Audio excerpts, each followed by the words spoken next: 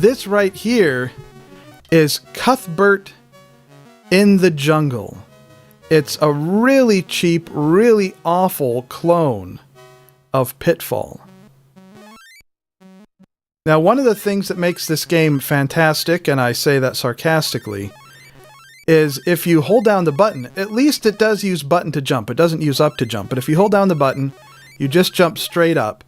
You can't hold down the button and then hit a direction to jump that direction. You have to actually be moving that direction to jump in that direction. And so on. There were actually a number of Cuthbert games. And I think most of them were clones of more famous popular games.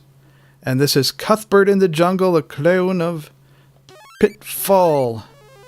See, you can't stand and jump forward. You have to be moving, which means you have to back up on the alligator heads, and it all gets very tricky. No, I'm not loading by Tape Guitar Hero. Hero of the guitar in space. Ah, dang it. So the jumping mechanics add quite a bit of extra fiddliness to the game.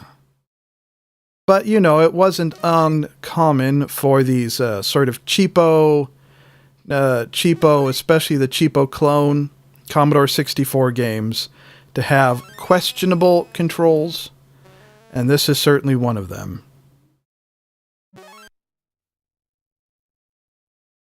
Now, in order to get off of the rope, you just press down, I believe.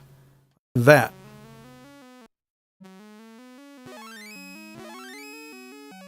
I haven't seen any treasure yet. Any of those big golden treasure bars that are in Pitfall.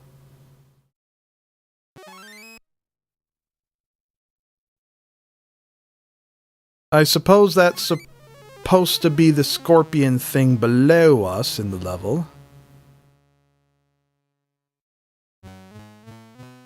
Well, there's the treasure right there, in a little bag, a magic sack, and I guess that's supposed to be a gold bar or a golden newspaper.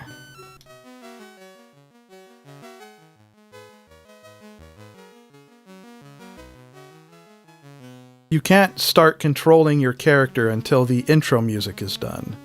Let's try going the other way. Okay, there's a wall.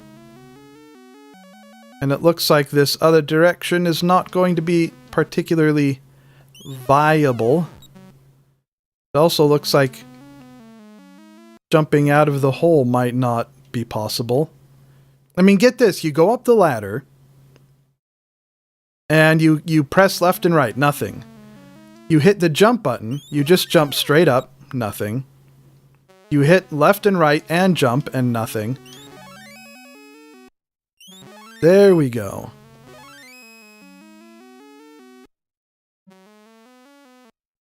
Well, this is a different screen than when we were underground and went to the left.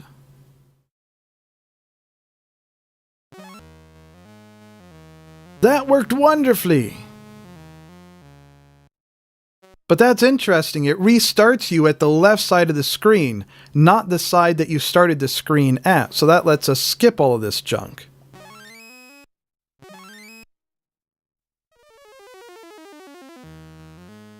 It really is just a beautiful game. Beautiful. I guess we didn't land back far enough on its head.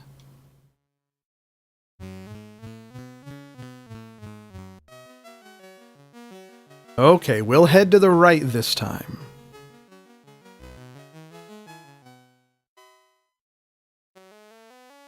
Boink. Now these boulder things, at least they don't do any damage. They simply knock you back on the level. So they're not too annoying. It's not like when you're dealing with these alligator head thingies. Alligator head thingies. Now if you look at the space that these alligators are in, is there even enough room for the three of them to be laying in what you would assume would be a puddle or a pond or something like that? Or are they just mysterious magic heads floating there?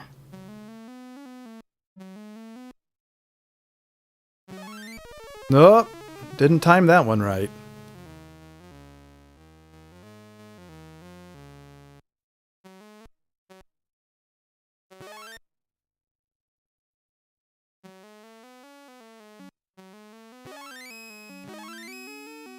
And I also, not being terribly familiar with Pitfall, I wonder if there is, especially in this clone version, an ultimate point to the game. Is there a point at which you win the game?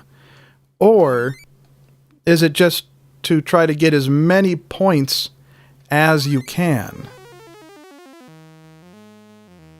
That I do not know the answer to.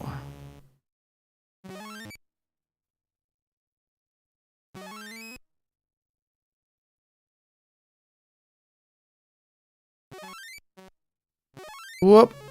I think this will be our last playthrough of this glorious little game.